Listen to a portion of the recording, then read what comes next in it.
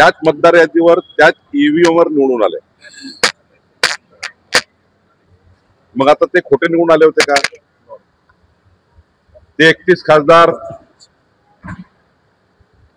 त्यांनी मतचोरी केली होती का? हे जरा आधी मोर्चामध्ये स्पष्ट केलं पाहिजे।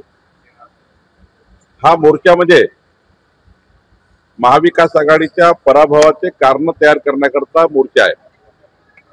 हे नक्की सांगणार आहे निवडणुकीचे पराजित झाल्यानंतर की हे ईव्हीएम बिघडली होती, मतदान चोरी झालं, मतदार यादी खराब होती आणि आता आक्षेप घ्यायला वेळ आहे ना मतदार यादीला।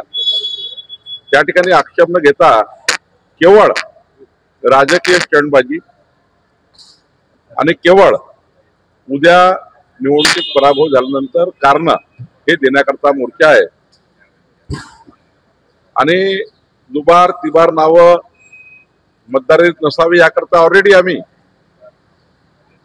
निवडणूक आयोगाशी कितीतरी वेळा आम्ही या ठिकाणी आमची बाजू या ठिकाणी मांडली आहे। दुबार तिबार नावं कमी केले पाहिजे आणि खरं तर नव्याने मदर रोल तयार केला पाहिजे ही मागणी आमची आहे।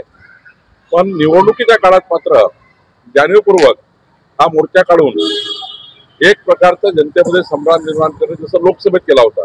लोकसभेच्या निवडणुकीची पुनरावृत्ती करण्याचा प्रयत्न काँग्रेस आणि महाविकास आघाडी करतायत। मला आश्चर्य आहे, त्या मोर्चाला राजसाहेब जात आहे याची आश्चर्य मला आहे।